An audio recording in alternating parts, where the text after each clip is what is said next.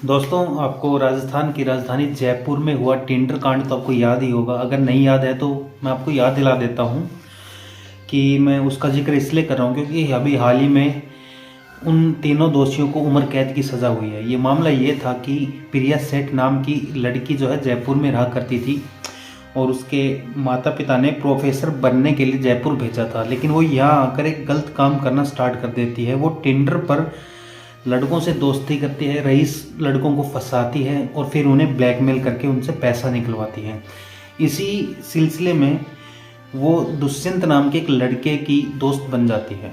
दुष्यंत उसे प्रभावित करने के लिए कहता है कि वह बहुत ही ज़्यादा अमीर है और एक दिन अपने दो दोस्तों के साथ एक फ्लैट में प्रिया सेठ दुष्यंत को इनवाइट करती है।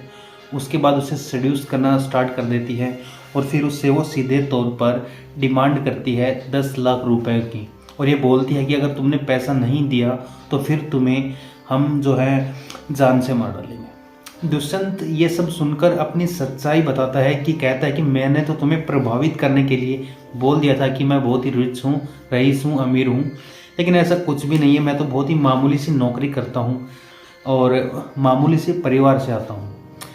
अब प्रिया सेठ को ये लगता है कि अभी हमारी असलियत जान गया तो ये बहुत से लोगों को बता देगा, और इसलिए प्रिया सेठ अपने दो साथियों के साथ मिलकर उसकी हत्या कर देती है और लाश को फेंक देती है। फिर कुछ समय बाद ये जाकर मामला खुलता है और आज इस मामले में यानी कि कुछ दिन पहले जो मामले में फैसला आया था उस दिन मुताबिक प्रिया सेठ और उन दोनों साथियों को उम्र कैद की सज़ा दी गई थी।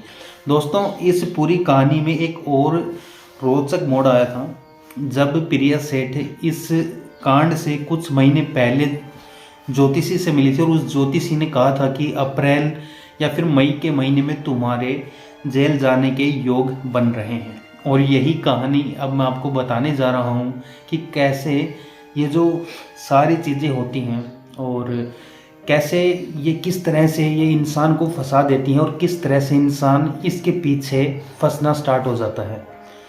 इस कहानी के मुताबिक हत्या से पहले प्रिया सेठ टिंडर पर एक ज्योतिषी के संपर्क में आई। उसने प्रिया से कहा कि तुम्हारा शनि भारी है, अप्रैल मई के महीने में तुम्हारे जेल जाने की योग है। और जब कोर्ट के दस्तावेजों को खंगाला गया तो कई हैरान करने वाले मामले भी सामने आए, जिसमें प्रोफेसर बनने का सपना लेकर जयपुर आई प्रिया कैसे हनी ट्रैप रैकेट की मास्टरमाइंड बन गई, या उसकी पूरी कहानी है। प्रिया सेठ ने 12वीं तक की पढ़ाई पाली के फालना में इंग्लिश मीडियम स्कूल से की थी। उसने 10वीं में 82% और 12वीं में 78% मार्क्स लिए थे। 2011 में वो पढ़ाई के लिए जयपुर आती है और जयपुर जाते समय माँ ने उसे कहा था कि प्रोफेसर बनकर ही लौटना। प्रिया का पूरा परिवार टीचिंग प्रोफेशन में है।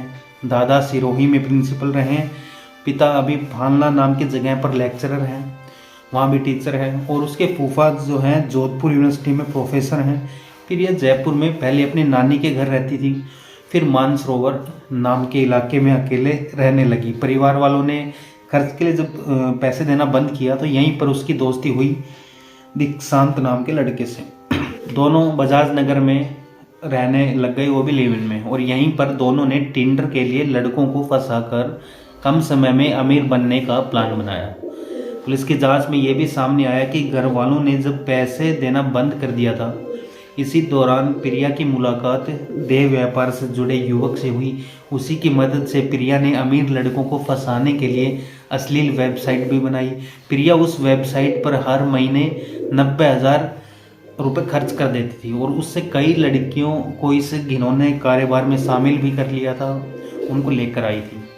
अब जो है टिंडर ऐप पर प्रिया की पहचान होती है पहले एक ज्योतिषी से। प्रिया की फ़ोटो देखकर ज्योतिषी बोलता है कि आप पर शनि भारी है, अप्रैल मई जून में आपके जेल जाने के योग बन रहे हैं। ज्योतिषी ने बात फरवरी 2018 में प्रिया से कही थी और दुष्यंत हत्याकांड के ठीक 2 महीने बाद ही अप्रैल में होता है, और ये बात पुलिस की पूछताछ में प्रिया ने खुद कबूल भी की है। प्रिया का बॉयफ्रेंड जो है वो मुंबई में काम करता था और वो कई नशे भी किया करता था, इस वजह से उस पर 20 से 25 लाख का कर्जा भी हो गया था। और उसके तगाजे के लिए बहुत सारे कर्जदार जो थे उसे फ़ोन कर कर धमकाते भी हैं। दीक्षांत जो है वो काफ़ी परेशान रहने लगा था। उसने ये बात प्रिया को बताई, उससे मदद मांगी। प्रिया ने दीक्षांत और उसके साथी लक्ष्य के साथ मिलकर किसी को फंसाकर ये रुपए जुटाने का प्लान बना लिया। प्रिया और दुष्यंत पहले टेंडर पर मिले थे। दोनों की 2-3 बार मुलाकात भी हुई थी। दुष्यंत प्रिया से दीवान कोहली के नाम से मिला था। उसने अपना नाम भी ऐसा रखा कि जैसे मैं रिच लगूं, कोहली नाम रखने से, और फिर खुद को दिल्ली का एक बहुत ही ज़्यादा बड़ा बिजनेसमैन बताया। प्रिया को लगा ये वास्तव में कोई बिजनेसमैन है बड़ा वाला। उसके बाद ये बात उसने दीक्षांत को बताई और फिर दोनों ने उसे किडनैप करके 20 लाख रुपए की फिरौती वसूल करने का प्लान बनाया। प्रिया ने 2 मई 2018 को दुष्यंत को मिलने के लिए अपने फ्लैट पर बुला लेते थे और वहाँ पर पहले से दीक्षांत बैठा हुआ था। थोड़ी देर में वहाँ पर लक्ष्य भी आ गया। फ्लैट पर पहुँचते ही तीनों ने दुष्यंत को बंधक बना लिया था। प्रिया ने दुष्यंत के डॉक्यूमेंट्स निकाल कर देखे तो परेशान हो गई, क्योंकि जिससे वो बहुत बड़ा बिजनेसमैन समझ रही थी, वो दीवान कोहली समझ रही थी। वो तो असल में बहुत ही साधारण सा युवक था जो शरद शर्मा निकला। और आरोपियों ने दुष्यंत के पिता रामेश्वर प्रसाद से 10 लाख रुपए की मांग की। पिता ने 3 लाख रुपए तो दुष्यंत के अकाउंट में तुरंत जमा करवा दिए। पकड़े जाने के डर से तीनों ने दुष्यंत का गला घोंटकर हत्या कर दी।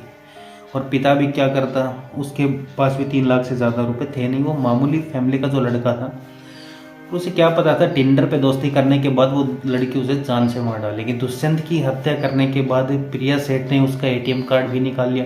एटीएम कार्ड से 3 बार में कई 25,000 रुपये निकाल लिए। यूनियन बैंक ऑफ इंडिया के खाते से 3 मई और के दिन 12:58 पर 10,000 रुपये, 12:59 पर 10,000 रुपये, 12 और 1 बजे शायद 5,000 रुपये निकाले गए थे।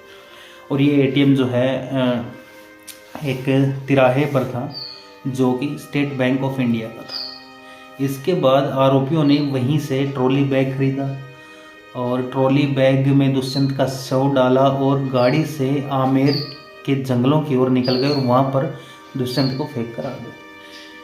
आरोपी गाड़ी पर फर्जी नंबर प्लेट लगाकर गए थे ताकि किसी को शक न हो। नंबर प्लेट बनवाने के लिए दीक्षांत ने अपने आधार कार्ड की कॉपी दी थी। दुष्यंत की हत्या के बाद आरोपियों ने न्यू सांगानेर रोड सोडाला में कमल विहानी की दुकान से 1,600 रुपये का एक ट्रॉली बैग खरीदा था। ट्रॉली बैग में शव रखने के बाद, शव को फेंकने के बाद प्रिया और दीक्षांत वापस उसी दुकान पर आ गए और वैसा ही एक और ट्रॉली बैग खरीदा ताकि अपार्टमेंट में किसी को शक ना हो कि बैग लेकर गए थे तो खाली हाथ क्यों आए। यानी कि दिमाग काफ़ी लगाया था उन्होंने। 3 मई 2018 को दुष्यंत के पिता रामेश्वर प्रसाद शर्मा ने झोटवाड़ा थाने में रिपोर्ट दी थी। उन्होंने बताया था कि उनका बेटा दुष्यंत 2 मई की शाम को 7 बजे ऑफिस से निकला कि मुझे कुछ काम है, उसके बाद कभी वापस नहीं लौटा। इसके बाद एक बार फ़ोन पर बात हुई थी, तब दुष्यंत ने कहा कि मैं थोड़ा लेट हो जाऊंगा। इसके बाद उसका फ़ोन बंद हो गया और उसने सुबह तक लौटा ही नहीं। 3 मई को उसके फ़ोन पर दुष्यंत ने मोबाइल नंबर से कॉल किया।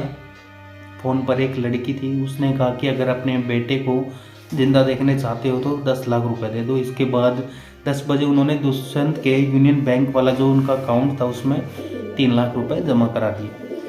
फिर भी उनके बेटे का कुछ पता नहीं चला।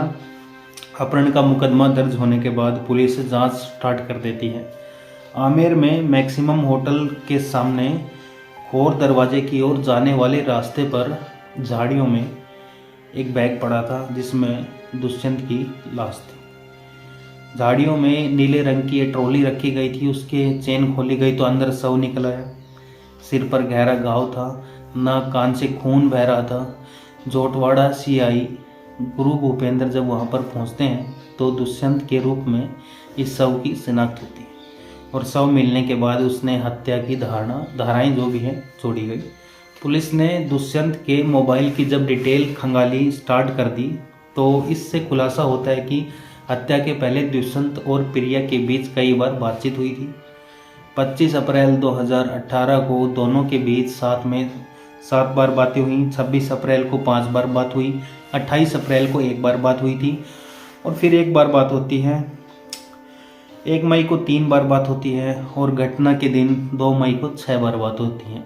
2 मई को अंतिम बार 7:47 पर उनकी बात होती है। उसे नहीं पता था कि वो जिस लड़की से मिलने जा रहा है वो असल में पैसों की मांग कर रही है और ना देने पर उसकी ज़िंदगी ख़त्म हो जाएगी। उसे लग रहा था कि चलो मेरी किसी लड़की से दोस्ती हो गई, थोड़ा मैं उसके साथ इंजॉय कर लेता हूँ। लेकिन ये इन्जॉयमेंट बहुत भारी साबित हुआ जब उसने कहानी अपने आप को ही, मैं इसलिए बता रहा हूँ क्योंकि आप में बहुत सारे लोग टिंडर पर एक्टिव होंगे, बहुतों से दोस्ती कर रहे होंगे, बहुतों से मिलने भी जा रहे होंगे। ये घटना ईश्वर ना करे कि आपके साथ भी हो सकती है, इसलिए इस वीडियो को ज़्यादा से ज़्यादा शेयर कीजिए। ये जयपुर शहर का बहुत बड़ा और पुराना कांड है। मैं इस पर पहले भी काफ़ी कहानियाँ सुना चुका हूँ लोगों को, लेकिन आज डिटेल में ये कहानी मैं आपको सुना रहा हूँ। आप इस वीडियो को शेयर ज़रूर कीजिएगा। पता ये चलता है कि जब दुष्यंत के मोबाइल से कॉल डिटेल मिली, फिर प्रिया की तलाश स्टार्ट होती है। जांच में प्रिया के फ्लैट से दुष्यंत शर्मा के ड्राइविंग लाइसेंस की कॉपी मिल गई, राजस्थान टेक्निकल यूनिवर्सिटी का एनरोलमेंट कार्ड मिल गया, आधार कार्ड मिल गया, मतदाता पहचान पत्र भी उसी कॉपी में मिल गया।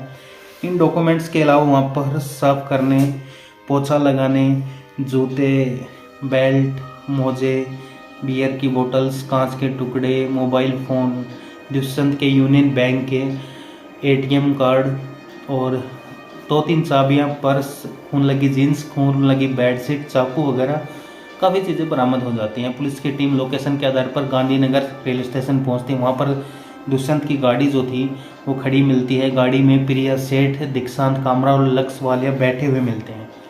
पुलिस तीनों को पकड़कर थाना लेके आती है, सख्ती से पूछताछ करती है। तीनों दुष्यंत का अपहरण करके हत्या करने की बात कबूल लेते हैं। दीक्षांत के कमरे में चाकू और हथियार भी जब्त कर लिया जाता है।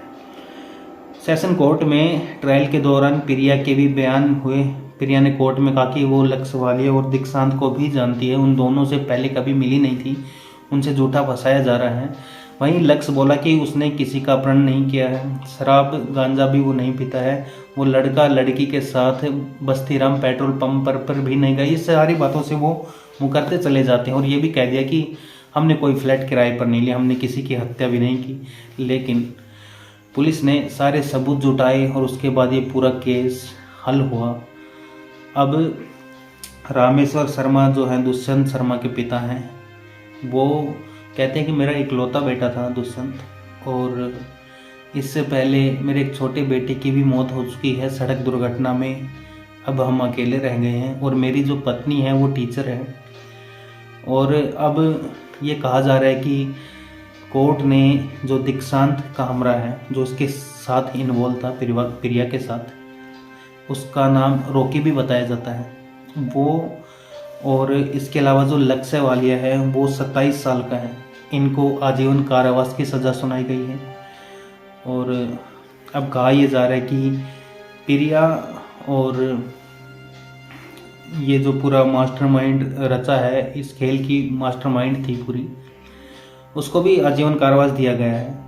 दोस्तों, ये कहानी मैं इसलिए सुना रहा हूँ, इसलिए बता रहा हूँ कि हमारे आसपास बहुत कुछ चल रहा है। बहुत सारे लोग एक दूसरे के करीब आ रहे हैं, अजनबियों के करीब आ रहे हैं, और जो अजनबियों के करीब आते हैं तो हमें पता नहीं होता कि सामने वाला शख्स कैसा हो सकता है।